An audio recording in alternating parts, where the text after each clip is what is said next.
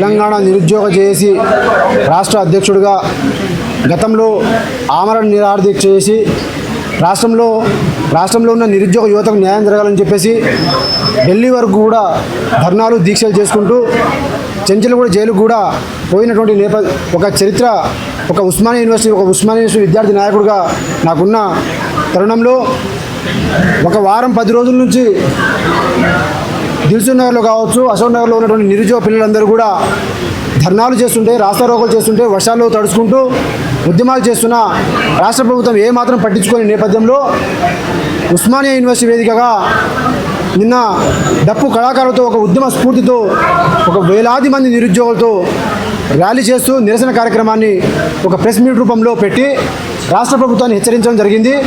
నేను ఆ రోజే చెప్పినా, మీరు కనుక 5,000 ఉద్యోగాలే ఇస్తామన్న మొండి వైఖరితో ధోరణితో ఉంటే మాత్రం రాష్ట్రంలో అగ్నిగుండాన్ని నేను సృష్టిస్తానని చెప్పేసి మొన్ననే చెప్పినా, దాంట్లో భాగంగానే వీళ్ళందరినీ కూడా కోఆర్డినేట్ చేసి ఈ యొక్క మీటింగ్ని ఒక బ్యాక్ ఎండ్ నుంచి ఈ యొక్క మీటింగ్ పెట్టి రాష్ట్ర ప్రభుత్వాన్ని, నిరుద్యోగ యువత అందరినీ కూడా ఏకం చేసి ఒక శక్తిగా రాష్ట్ర ప్రభుత్వం మీద పోరాటం చేయాలని ఒక ప్రణాళికను కూడా మేము ఇప్పుడు రౌండ్ టేబుల్ సమావేశాల్లో కానీ లేదంటే మా దాంట్లోనే మేము ఒక ఇంటర్నల్గా యాక్చువల్గా మొన్న మేము ఆత్మీయ సమ్మేళనం అని చెప్పేసి ఒకటి అనుకున్నాము.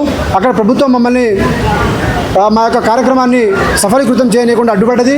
దాని కొనసాగింపుగానే ఈరోజు ఇక్కడ ఈ యొక్క కార్యక్రమం అనేది పెట్టుకున్నాం. దీనికి ఇంకా ఫర్దర్గా చాలా యాక్టివిటీస్ అని చేస్తాం. మేము ఇంటర్నల్గా మాట్లాడతాం. దీంట్లో ప్రతి ఒక్క ఫోర్ ఫ్రంట్లో ఉన్నటువంటి ప్రతి ఒక్క నిరుద్యోగులందరినీ కూడా కలుపుకొని ఒక మ్యూచువల్ అండర్స్టాండింగ్తో అందరం ఏకమయ్యి ఈ రాష్ట్ర ప్రభుత్వం మీద 20,000 ఉద్యోగాలు ఇవ్వాలని చెప్పేసి ఉన్న డిమాండ్తో ఈ ఎస్ఐపిసి నోటిఫికేషన్ కోసం 20,000 ఎస్ఐపిసి నోటిఫికేషన్ విడుదల చేయాలన్న డిమాండ్తో, అలాగే జియో నెంబర్ 46 రద్దు చేయాలన్న డిమాండ్తో, అలాగే లాంగ్ జంప్ యొక్క హైట్ లెంత్ని 3.8 మీటర్స్ని కుదించాలని, అలాగే ఏజ్ రిలాక్సేషన్ని ఎస్ఐకి 36, కానిస్టేబుల్కి 35 సంవత్సరాలకు పెంచాలన్న డిమాండ్లతో మేము ఈ యొక్క ఉద్యమాన్ని నేను ఉస్మానియా యూనివర్సిటీ మొదలుపెట్టడం జరిగింది.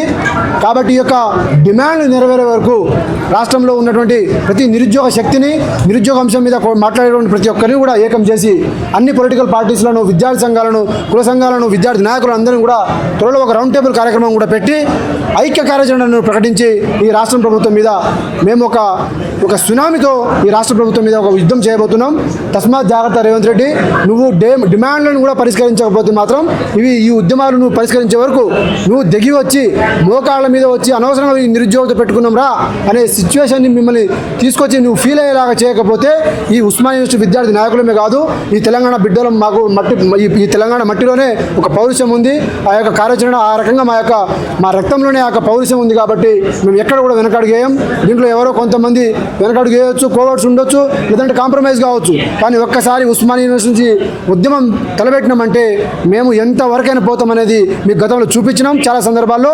ఇప్పుడు కూడా ఈ ఎస్ఐపిసి నోటిఫికేషన్ కోసం మరో తెలంగాణ ఉద్యమాన్ని కూడా నేను నిర్మిస్తా అని చెప్పేసి ఈ యొక్క సందర్భంగా రాష్ట్ర ప్రభుత్వాన్ని నేను హెచ్చరిస్తా ఉన్నా, డిమాండ్ చేస్తా ఉన్నా.